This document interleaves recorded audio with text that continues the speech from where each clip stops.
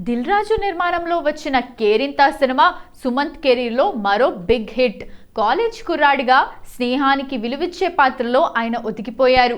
ఈ సినిమా యువతకు బాగా కనెక్ట్ అయింది. ఆయన కేవలం లవ్ స్టోరీలకే పరిమితం కాకుండా కొన్ని ప్రయోగాలు కూడా చేశారు. లవర్స్ మారుతి కథ అందించిన ఈ సినిమాలో కామెడీ టైమింగ్తో ఆకట్టుకున్నారు. కొలంబస్ రొమాంటిక్ కామెడీ జోనర్లో వచ్చిన ఈ చిత్రం పర్వాలేదనిపించింది.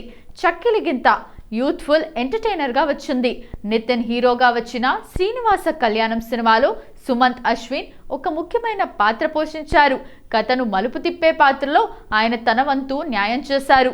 పెద్ద బ్యానర్లలో పనిచేయటం వల్ల ఆయనకు మంచి గుర్తింపు లభించింది. కెరీర్లో ఒడిదుడుకులు కొన్ని సినిమాలు, ఉదాహరణకు ఫ్యాషన్ డిజైనర్, సన్ ఆఫ్ లేడీస్ టైలర్ బాక్సాఫీస్ వద్ద ఆశించిన ఫలితాన్ని ఇవ్వలేదు. దీనివల్ల ఆయన కెరీర్ గ్రాఫ్ కొంత మందగించింది. అయినప్పటికీ పట్టుదలతో తను నమ్మిన కథలతో ముందుకు సాగుతున్నారు. సుమంత్ అశ్విన్ ఫిబ్రవరి 13, 2021న దీపిక అనే అమ్మాయిని వివాహం చేసుకున్నారు. ఇది పెద్దలు కుదిర్చిన సంబంధం. దీపిక రీసెర్చ్ సైంటిస్ట్గా పనిచేస్తున్నారు. ప్రస్తుతం వీరికి ఒక బాబు ఉన్నాడు.